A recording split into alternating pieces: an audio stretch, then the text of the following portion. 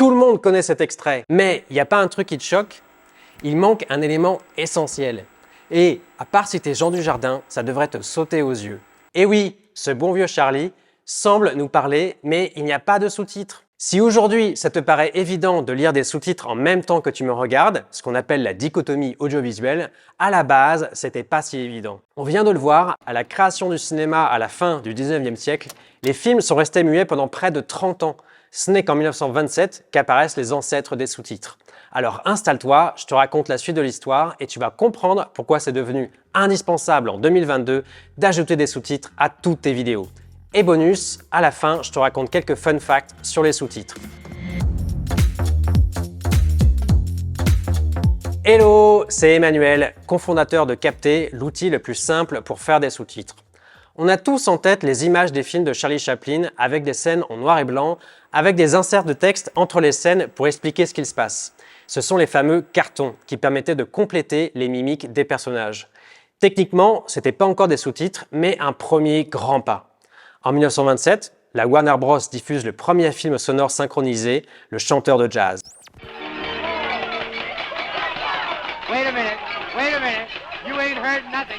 C'est une prouesse technique.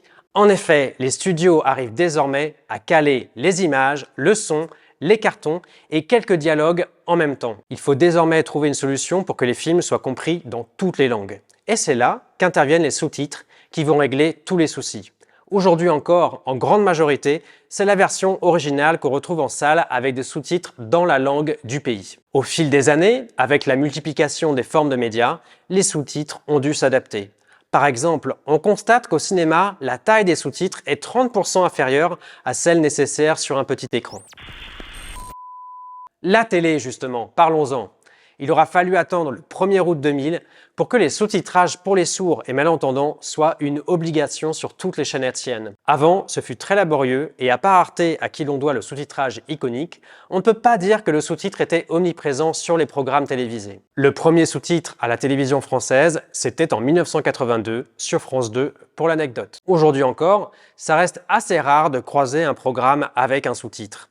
Pire, on peut encore tomber sur une VF ou un doublage assez approximatif quand on traîne en milieu de journée devant la télé entre Questions pour un champion et les pubs pour les ascenseurs standard. Pour retrouver ma tranquillité, j'ai choisi un monte-escalier Stala. Facile à utiliser, pratique et rapide. Mais Internet est arrivé et avec lui, le retour en force des sous-titres. En effet, l'importance du contenu vidéo sur le net donne un nouveau souffle aux sous-titres.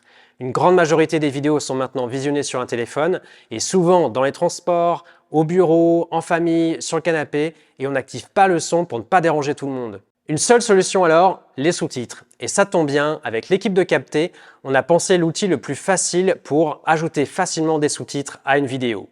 De là à dire que chez Capter, nous devons notre métier à Charlie Chaplin et à la Warner Bros., il n'y a qu'un pas. Pour finir, quelques fun facts qu'on voulait te partager sur les sous-titres. 1. Selon sa longueur, le sous-titre doit avoir une durée comprise entre 1 et 6 secondes afin de pouvoir être lisible. 2.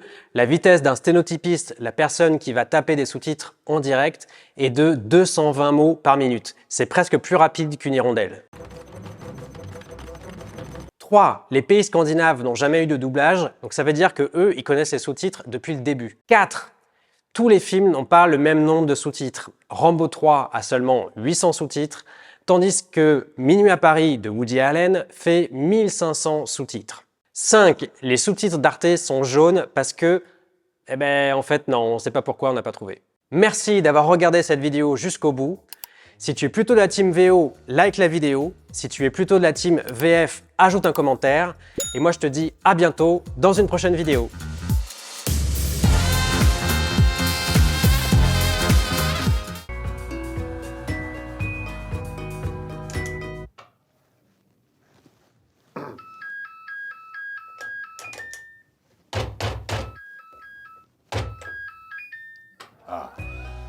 J'arrive.